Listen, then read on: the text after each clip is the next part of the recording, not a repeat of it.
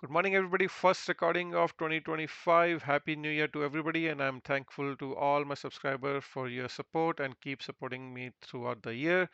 And let's start with the forecast for this year on S&P 500, and then we'll review all the other indices, including crypto and then also commodities. Please hit the like button, guys. I really appreciate it. Takes 1 second to hit the thumbs up button, and that helps this channel grow.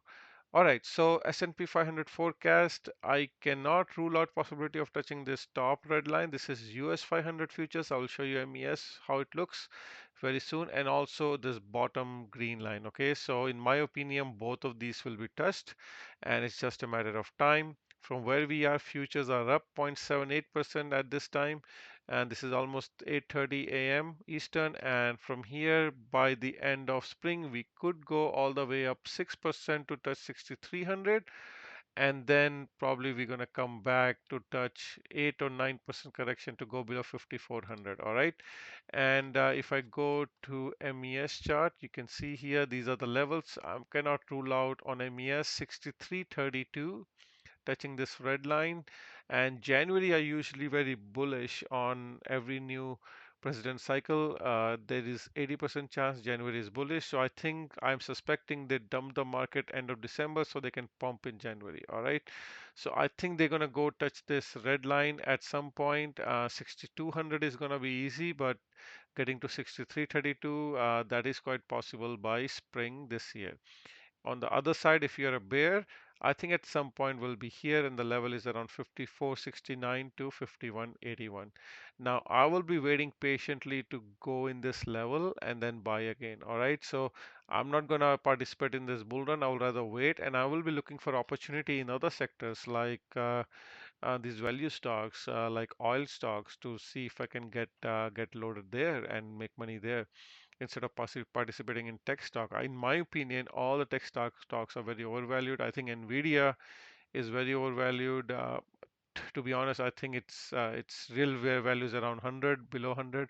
Tesla, I think it's going to probably below 200 in my opinion. And all these, even like Netflix, Facebook, all these are very, very overvalued in my opinion. Anyhow, but that's just my opinion. Market doesn't care what I say, but just be careful. So I will be looking for opportunities, industrial sector, oil miners, and other stocks. I will let you all know. If you want to know what I'm buying, what I'm selling, subscribe to my channel. There's a join button in the description of this video. Click on it, join my channel. I also gives you level what I'm buying, and you can see these are the levels I share. You can see S&P 500 was in the buy zone on Friday, and you can see this is where, sorry, not on Friday, on 31st, you can see we were touching green line multiple times, and now we are up almost 0.8%. Nasdaq was in the buy zone as well. You can see now it's bouncing, and Dow Jones same thing in buy zone and bouncing. You can see every time we come in buy zone, we get a bounce. And these are the screenshots I give to my subscribers, and you can you can get a lot of information, and you can this CCNQ came all the way from buy zone to the sell zone, and now it's like since then to the top it's up like 6%. Just as an example, like how beneficial is this. Okay, so let's now go to our daily analysis, and let's start with SPX. SPX is in this rising phase. All right, so you can see we're looking for a rise on SPX from here where we are right now, looking for a bounce, to be honest, to fill some of these gaps, and that's what I think we are getting. We can see US 500 trying to bounce, go above this 50 moving average, facing some resistance here, but trying to bounce. So I think that's what I'm looking for. On SPX, there are gaps. So you can see yellow lines are top gaps. You can see gap around 59.47 and then gap around 60.40. So that's what it's heading. All right. NDS Nasdaq is same thing. You can see big gap here around 21,391, 21,764, 2207. And if I go to US 100, they are also trying to bounce. US 100 Nasdaq came to this 50 EMA SMA, red and yellow lines, and then now bouncing from there. Dow Jones, weakest of all, but again, it's going to bounce with indices. Mainly, Dow Jones was down due to UNH, and hopefully, it's going to take some bid in January to try to. You can see very, very oversold after the death of the CEO. And in my opinion, I want to see another low so that I can see some divergence. I haven't seen a divergence, so I think we'll get a new low, and then that will be an area we'll see a bullish momentum, and then I can bounce on that. Dow Jones, these are the gaps. You can see yellow lines, and it's already opening on a gap fill, which had a gap down on last trading session on Tuesday. IWM also trying to pick up the two gaps around 230s, 234, 237. Also on the other side, there's a gap around 211 on Russell as well. You can see Russell futures also trying hard.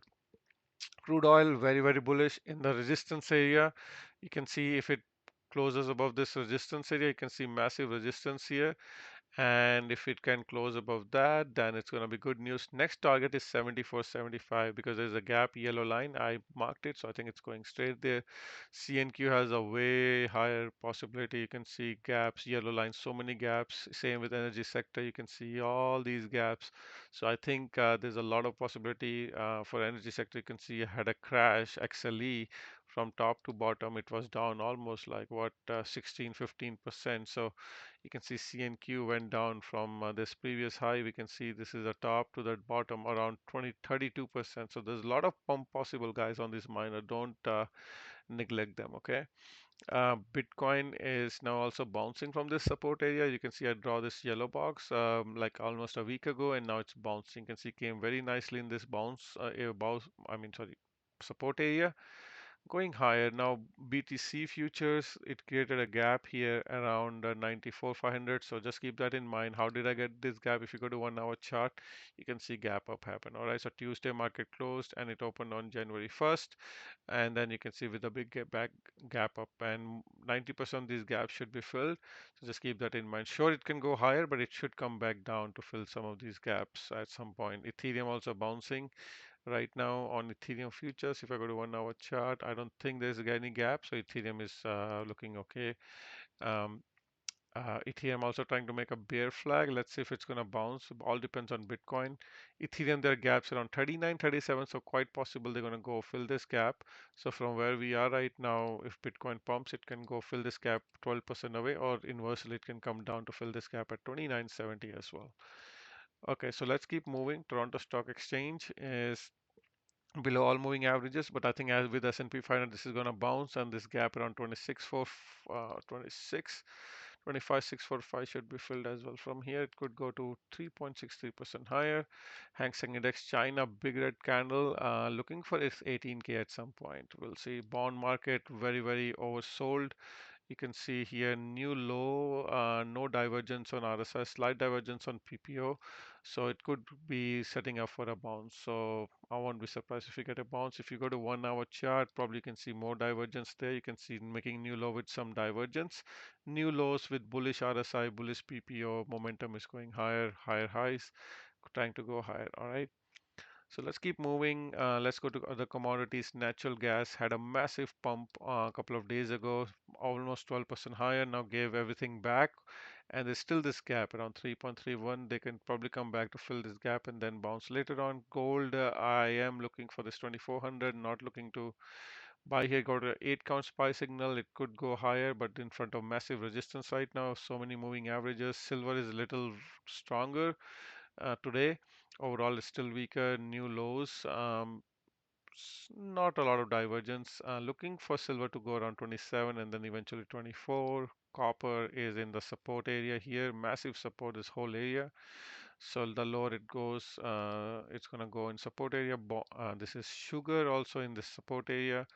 It can still go lower, but that's the area you want to be buying. Wheat is also in this support area, green line, then bouncing from that green line. So looks like a lot of support in this area. And then copper is at, sorry, this is corn is at new all-time high, trying to go higher. Finally, after coming in this support area and bouncing, and then dollar is looking super bullish, going higher. Came straight down here looking for higher prices. So if it keeps going higher, guys, it's not good for gold or Bitcoin. So keep that in mind. In terms of FANG stocks, Apple is a little weaker, but it can still afford to go lower. I think Apple is coming around 223.19. There's a gap here, so it broke out, could be coming for a back test, so keep that in mind. Meta is now on some support here, looking for a bounce on this gap fill here. Netflix also looking for a bounce for a gap fill around 923. Amazon was slightly down, couple of gaps up, gaps down. Google is also bouncing pre-market, but there's massive gap here. Keep that in mind. Microsoft also bouncing. Microsoft is probably one of the best trades, I think, because it's down a lot from high, so it could bounce.